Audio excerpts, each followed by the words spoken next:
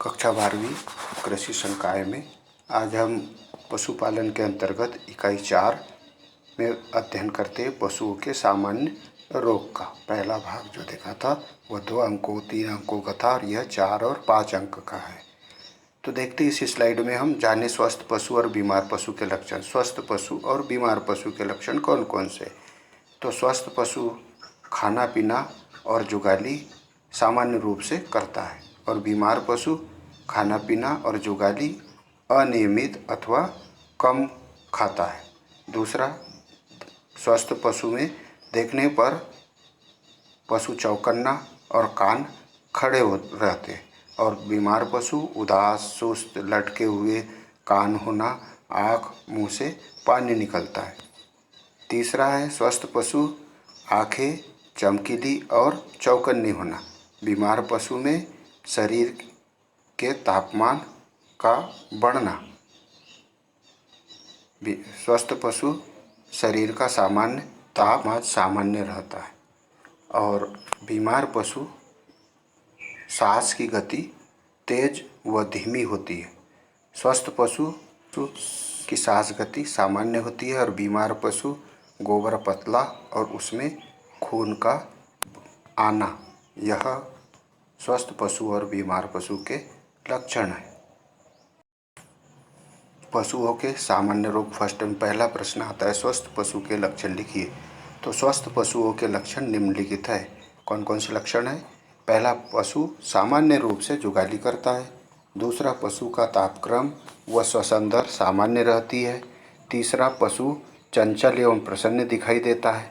चौथा, पशु का उत्पादन सामान्य बना रहता है। पांचवा, पशु झुंड के साथ रहकर भरपूर भोजन करता है। छठवां, पशु के कान खड़े रहते हैं। सातवां, पशु की नाड़ी गति सामान्य रहती है और आठवां, मलमूत्र से दुर्गंध आती है।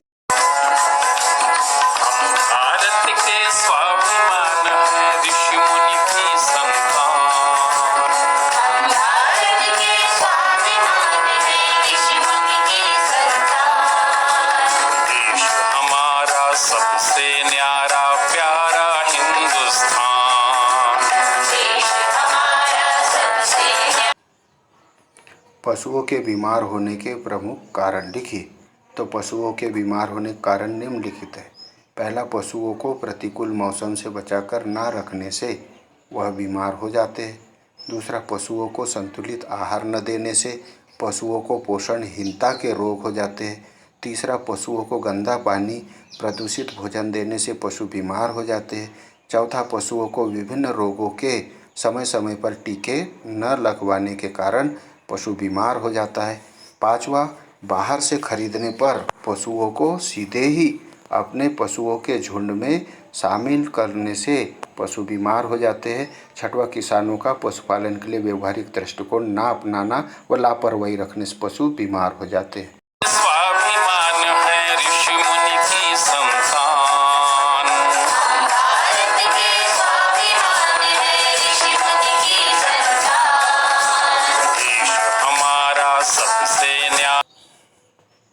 बीमार पशुओं के लक्षण लिखिए। तो उत्तर है बीमार पशुओं के लक्षण निम्न प्रकार है। पहला, बीमार पशु जुगाली करना बंद कर देता है।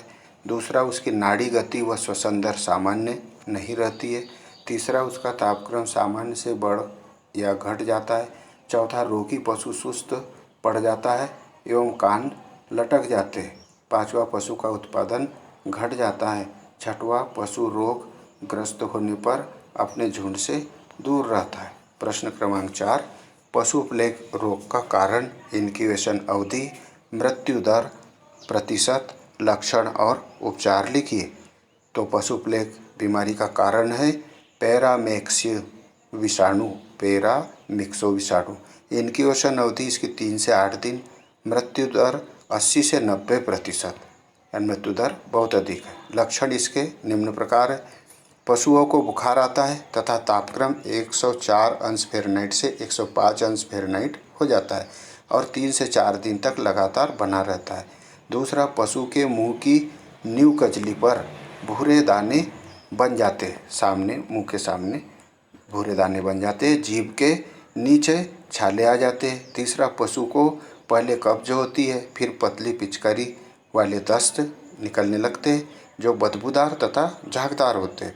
चौथा, नथुनी और थूथन की खाल सूखकर फटने लगती है।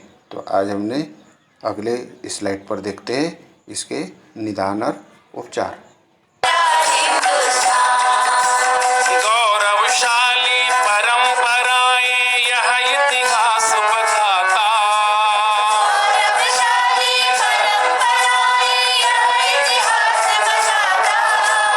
भेदभाव है नहीं। तो रोकथाम इसकी कैसे करेंगे पशु प्लेग की? नंबर 1, समय समय पर पशुओं को टीके लगवाएं। दूसरा, बीमार पशुओं को स्वस्थ पशुओं से अलग कर देना चाहिए। तीसरा, पशुशाला की नियमित साफ सफाई करना चाहिए। चौथा, अगर पशु मर जाए तो उसे गाड़ देना चाहिए या जला देना चाहिए। पाँचवा, पशुओं को संतुलित आहार एवं शुद्ध जल देना चाहिए। छठवां, रोग फैलने व पशुओं को चारागाह भेजना बंद कर देना चाहिए। उपचार, इसका उपचार कैसे करेंगे पशु प्लेग का? पहला, प्रारंभिक अवस्था में सल्फामेथाजिन का 33% घोल 90 सीसी का इंजेक्शन लगाते हैं। दूसरा, पशु को सल्फागोनाडिन की गोलियां दस्त बंद करने के लिए देते हैं। तीसरा, सल्फामेराजिन की 1 गोली प्रति 50 किलो शरीर के भार पर देते हैं। इस प्रकार हम पशु प्लेग की रोकथाम और उपचार कर लेते हैं।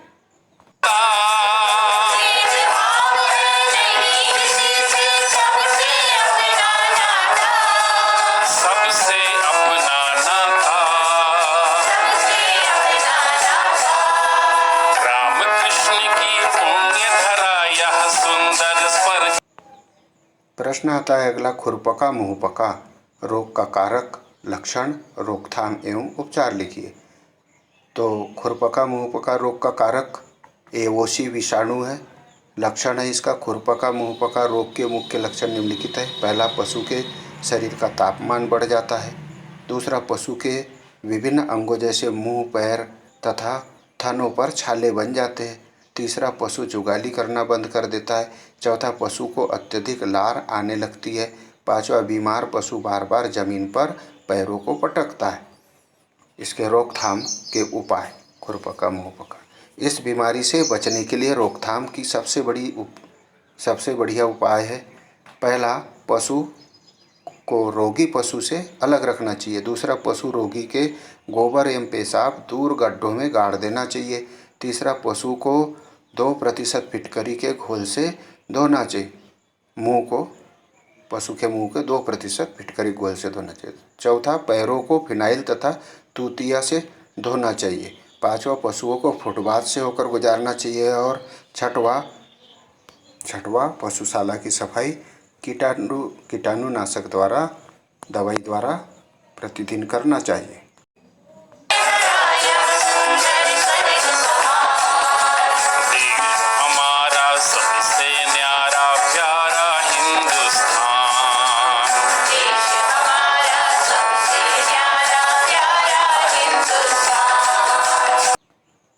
उपचार इसका कैसे करेंगे? घाव को भरने के लिए एंटीसेप्टिक मरहम लगाना चाहिए। दूसरा, तूतिया का लेप खूर में उपस्थित घाव पर लगाना चाहिए। प्रश्न आता है, इपोथाइजेशन से आप क्या समझते हैं? उत्तर, यह पशुओं में प्रतिरक्षण विकसित करने की एक विधि है। यह खुरपका मुंहपका रोग में अपनाई जाती है। खुरपका मुंहपका जब फैल रहा हो तो स्वस्थ पशुओं को इस रोग से बचाने के लिए बीमार पशु के मुंह से थोड़ी सी लार लेकर स्वस्थ पशु के शरीर में हल्का संक्रमण हो जाता है, जिससे इस रोग के विरुद्ध प्रतिरक्षा विकसित हो जाती है। तो इपोथाइजेशन को हम यहाँ समझ लें। प्रणाम सभी भैया।